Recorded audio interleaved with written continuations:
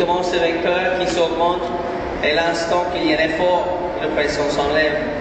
Mais la pression en lui-même, on peut imaginer que si on est un petit peu doué avec ça, on peut appliquer une pression par exemple sur sa fesse, descendre la tête, et après d'avoir le cheval apprendre que si je pousse sur ta fesse, descendre sa tête. Fais ça. Ouais, c'est pas pour faire un numéro de cercle, c'est juste pour expliquer que la pression qu'on met sur le cheval, l'instant que le cheval répond avec quelque chose, on fait ça, pousse sur la fesse, descendre avec le licol, pousse sur la fesse, descendre sur le licol, et progressivement, avec pression et enlèvement, on peut toucher sur la fesse et descendre la tête. Chaque pression qu'on met sur l'animal devrait inciter une réponse. Bien sûr, pour que l'animal est capable d'apprendre, il faut vraiment diminuer le stress. Et c'est là où la désensibilisation est très importante. Parce que si on a un animal stressé et peureux, on ne peut pas faire ce genre de trucs. Ça empêche beaucoup l'apprentissage.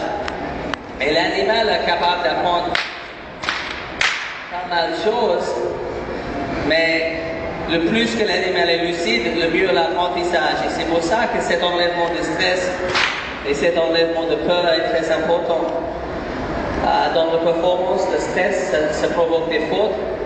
Ça provoque des fautes de changement de pied, ça provoque des fautes sur les obstacles.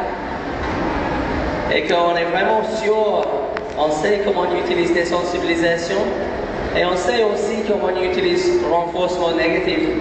Renforcement négatif, c'est assez simple, ça veut dire appliquer une pression sur le cheval. L'instant qu'il y a une réponse, la pression s'enlève.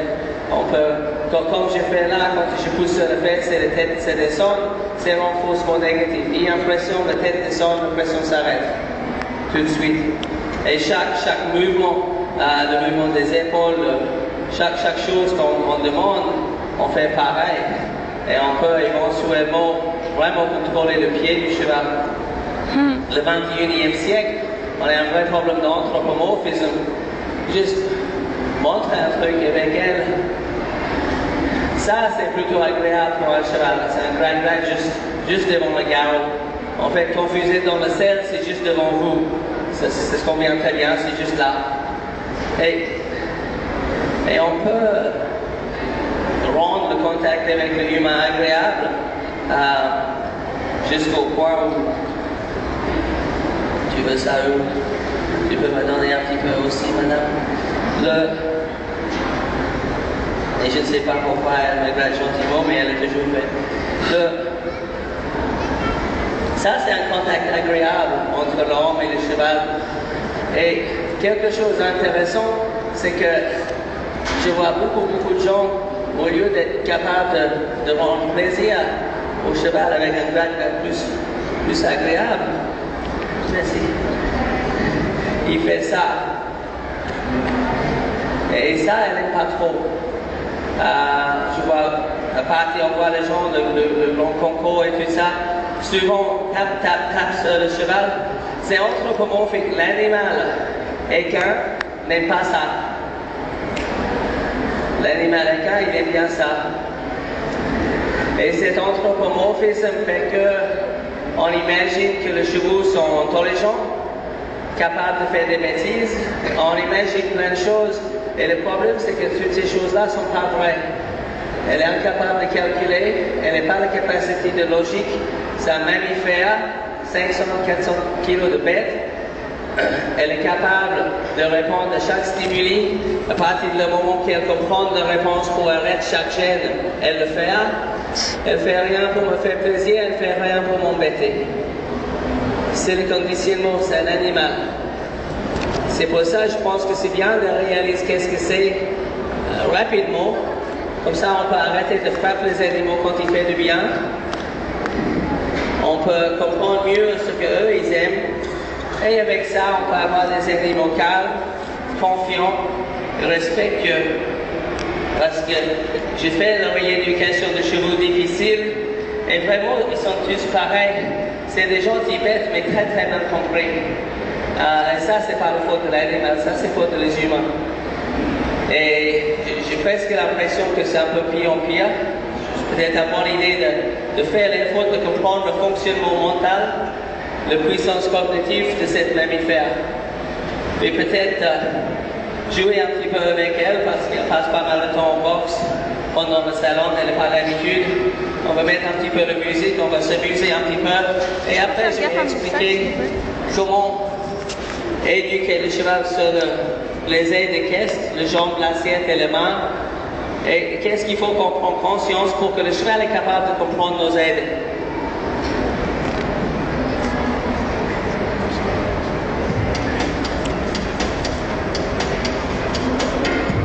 T'as vu? Ça, je fais.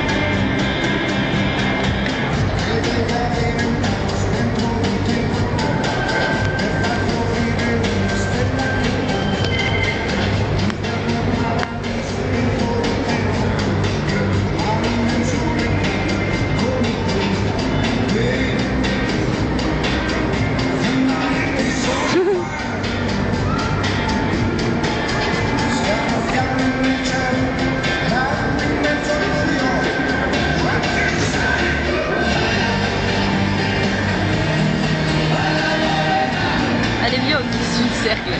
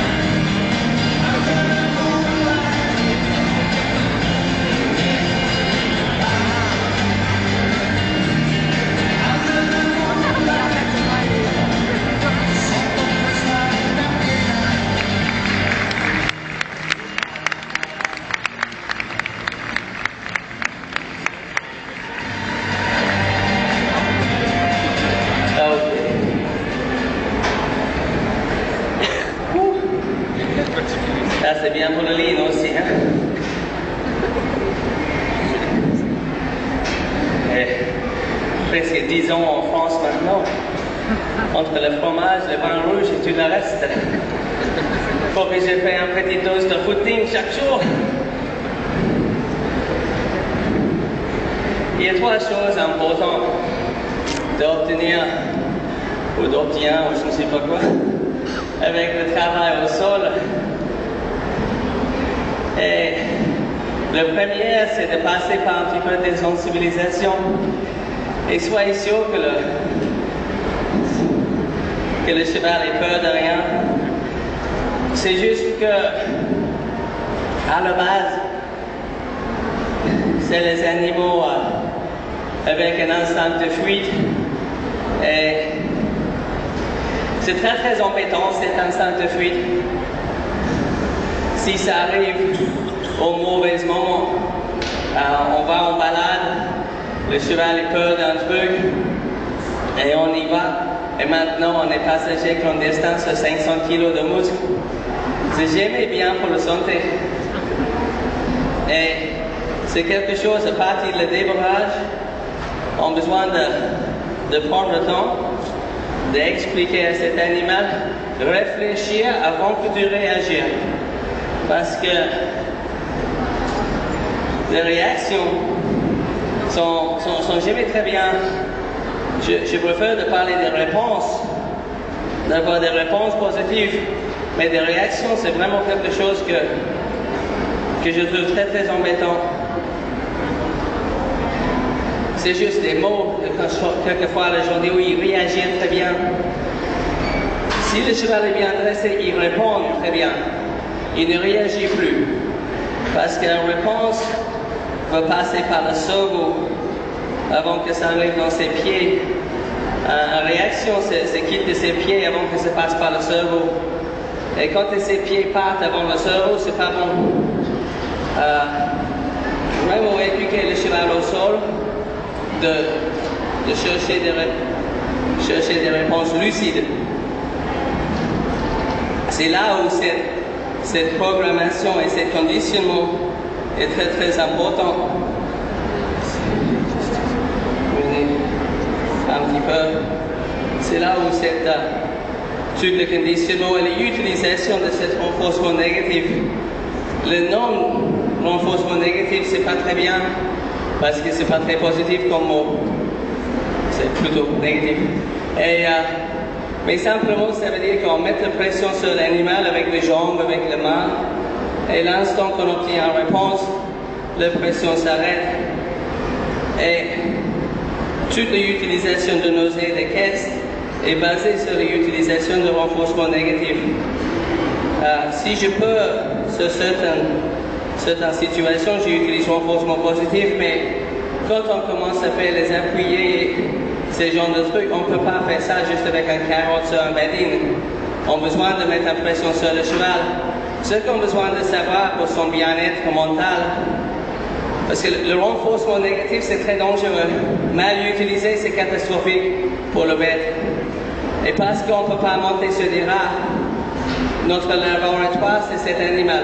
Il n'y a pas un autre animal. On monte les éléphants, le dromadaire, le chevaux. On base toute l'éducation sur le renforcement négatif.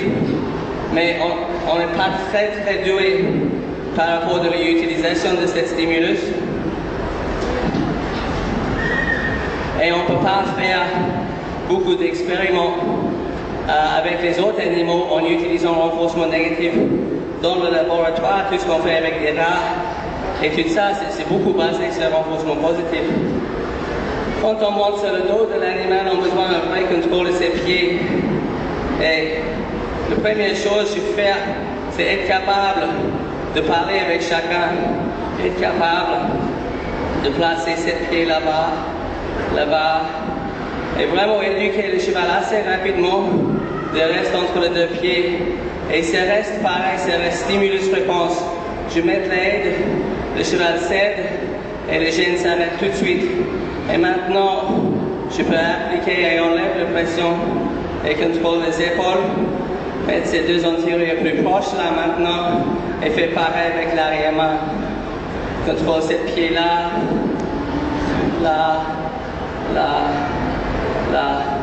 Et on met très peu de pression si on regarde cette jambe-là. Il applique, elle cède, ça s'enlève. Cette jambe-là applique, elle cède, ça s'enlève. Et toute l'application de nos jambes, c'est pareil avec les mains. J'applique la pression, elle cède, la pression s'arrête.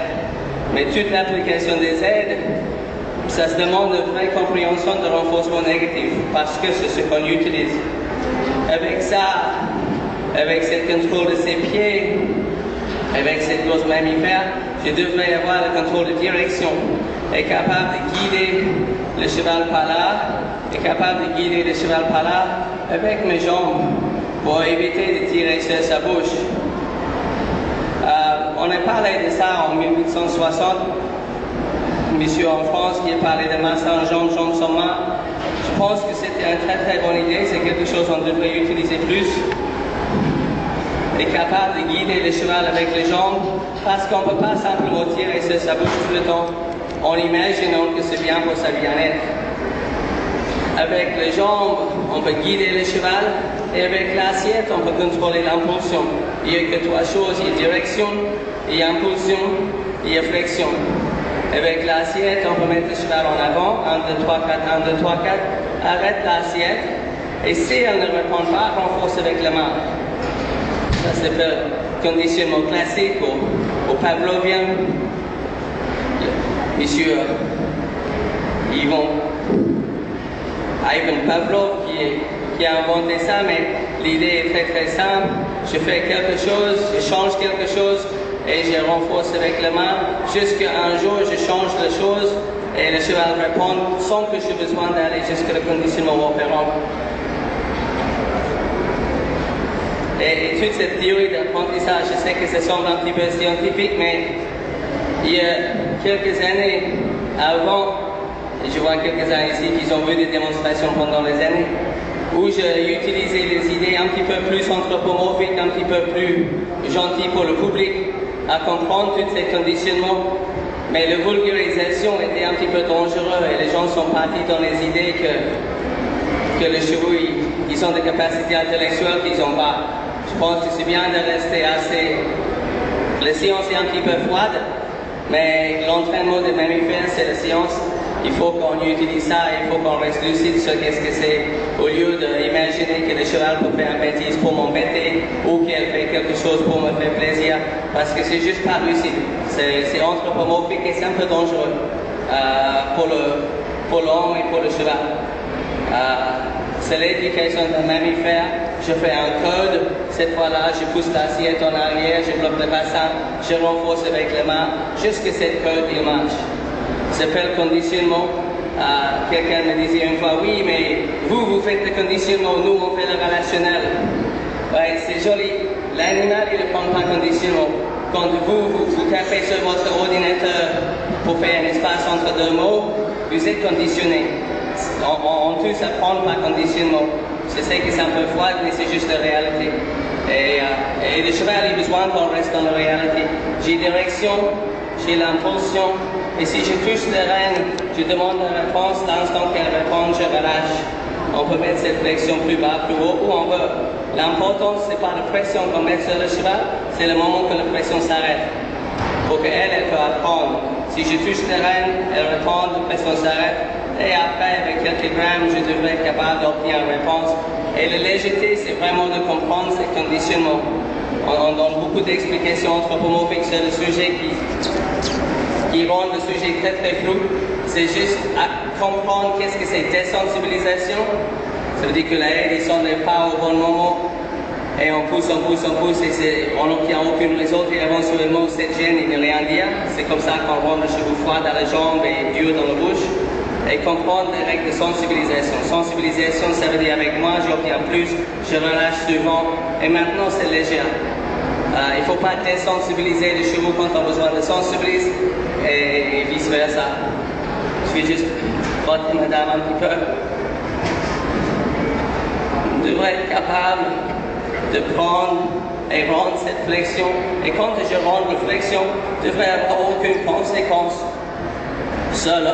Seul le mouvement en avant, prendre, merci, prendre, merci, prendre, être capable d'accélérer ou ralentir ses pieds sans tirer sur le rêne. On peut faire la même chose, on peut enlever le licol et faire stimulus-réponse avec le cordelette. Obtenir la même chose, mettre le cheval en avant, prendre, elle cède, prendre, elle cède, prendre. Maintenant, je sais. Et capable d'avoir le cheval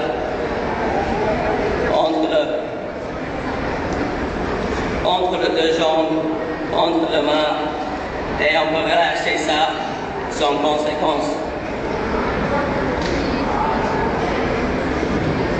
On peut mettre n'importe quelle aide pour obtenir la réponse. L'important c'est qu'on utilise le gène. Dans ce cas-là, c'est la pression de cordelette, elle cède et le gène s'arrête. Si On utilise tout ça bien. Un petit peu au sol. Au sol, je disais que le but c'est d'enlever le licol, mais de garder les connexions. Utilise le licol jusqu'à on n'a pas besoin. On peut faire pareil. Monter avec le cheval. C'est pas forcément pour tout le monde, mais ça peut être intéressant comme idée d'utiliser stimulus-réponse et progressivement voir est-ce qu'avec moi je peux obtenir plus, est-ce que je peux faire moins en moins. Belzi. Est-ce que je peux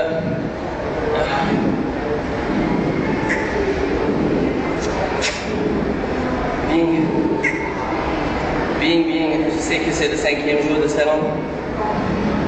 Non, saute pas. Je viens ici. Merci. Ça, c'est ta fesse.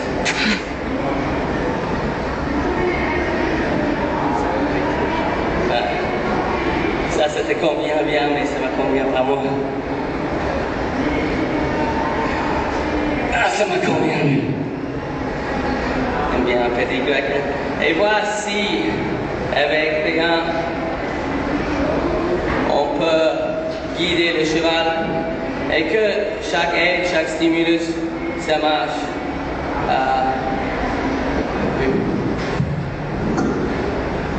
Et les aides, c'est à vous de... Parce que je n'ai pas d'étrier, je peux faire ça avec mes pieds, je peux faire... Chaque aide, c'est personnel. Mais c'est bien de rester basé sur les aides classiques. Soyez sûr que le cheval, il comprend chaque aide. Que chaque fois on fait, que ça veut dire quelque chose, juste jouer un petit peu avec elle. Montrer les mêmes choses et voir si j'ai la direction de l'impulsion avec un peu moins.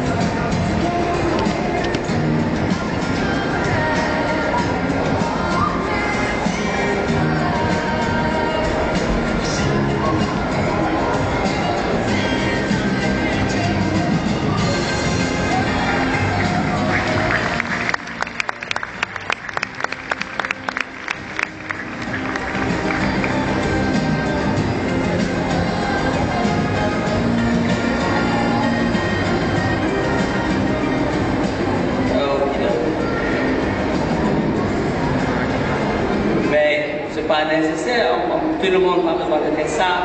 C'est juste pour montrer que avec notre corps, avec une vraie compréhension de stimulus-réponse avec les jambes, l'assiette et les mains, on peut, avec le moins de contraintes, sans tirer sur la bouche et sans stresser le bête, on peut obtenir énormément. Mais il faut que tout ça, ça commence par une compréhension de l'animal, sa manière d'apprendre et comprendre les choses. En équitation éthologique, ça c'est notre métier. C'est d'aider les gens à mieux comprendre le chevaux pour éviter tous les problèmes existants entre les hommes et les chevaux. J'espère que l'idée est intéressante. Je suis sûr que c'est intéressant pour votre cheval. Et si vous voudrez discuter plus sur nos stages et ce qu'on peut faire pour vous et votre cheval, on est juste en bas de cette truc Haras de la Science, juste là, à côté de la carrière. Merci beaucoup et à très bientôt.